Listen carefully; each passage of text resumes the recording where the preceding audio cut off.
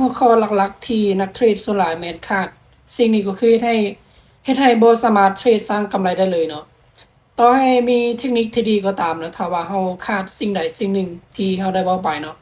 แม้นจะบ่ได้กำไรเลยนะทุกคนเนาะสิ่งเหล่านี้ก็คือ1มาคือเทคนิคเนาะสำหรับเทคนิคนี้สำคัญหลายเนาะบ่ว่าจะไปเทรดในโบรกเกอร์ใดก็ตามนะถ้าว่าเจ้าขาดเทคนิคหรือว่าขาดวิธีการหรือว่าบ่มีระบบที่ดีเนาะเจ้าก็สามารถที่จะสูญเสียได้เนาะบ่สามารถสร้างกำไรได้ต่อให้เจ้ามีวินัยก็ตามนะถ้าว่าเจ้าบ่มีเทคนิคที่ดีหรือว่าว่าบ่มีระบบที่ดีแน่นอนเจ้าจะเสียเนาะจะบ่สามารถสร้างกำไรจากการเทรดได้เนาะ2มาก็คือต้องมีวินัยในการเทรดเนาะตัวอย่างว่าเรามีงบ100เหรียญแล้วเราต้องการเอากำไร200เหรียญ300เหรียญแบบนี้ว่าขาดวินัยเนาะว่าเป็นการที่เฮ็ดให้ลำบากในการเทรดเนาะก็คือเรามีงบ100นี่เราควรที่จะเอาลด100เหรียญลงมาเราจึงมีโอกาสที่จะได้เนาะตัวอย่างว่ามี100นะเราเก็บมื้อละ2เหรียญ3เหรียญหรือว่า5เหรียญต่อมื้อแม่นได้เนาะสามารถเฮ็ดได้เนาะถ้าว่าเราต้องการ200เหรียญ300 1,000แม่นจะเบิ่นไปบ่ได้เนาะดังนั้นจึงเฮ็ดให้นักเทรดหลายๆคนที่เข้ามาเทรดเฮ็ดให้เสียบ่ได้กำไรบ่สามารถสร้างกำไรได้ย้อนว่าขาดสิ่งนี้ไปบ่มีวินัยเนาะบ่มีวินัยมีความโลภ3มาก็คืออารมณ์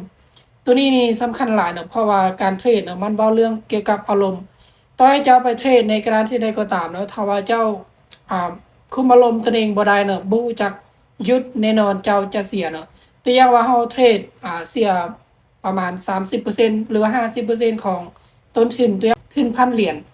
เฮาเทรดเสียประมาณ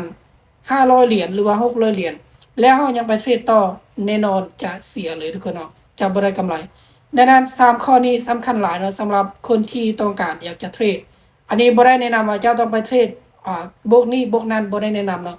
บวกได้ก็ตามเนาะถ้าว่าเจ้าขาดสิ่งเหล่านี้เนาะเจ้าจะบ่สามารถสร้างกำไรได้เนาะดังนั้นจื้อไว้ก็คือ1เราต้องมีระบบที่ดีว่ามีเทคนิคที่ดีเนาะ2มาก็คือต้องมีวินัยที่ชัดเจนเนาะ3มาต้องมีการบริหารอารมณ์ของตนเองให้ได้เนาะถ้าว่าเราจื้อ3ข้อนี้เนาะเชื่อมั่นว่าจะสามารถสร้างกำไรได้เนาะคลิปนี้บ่ได้แนะนำบ่ได้ชักชวนไผนะเพราะว่าทุกการลงทุนทุกการเทรดทุกกระดานเทรดมีความเสี่ยงหมดนะทุกคนเนาะต้องยอมรับความเสี่ยงให้ได้เนาะต้องแบ่งงบประมาณของตนเองให้ได้จึงเข้ามาเทรดเนาะอันนี้คือฝากไว้ให้คิดนะสำหรับนักเทรดทั้งหลายเนาะ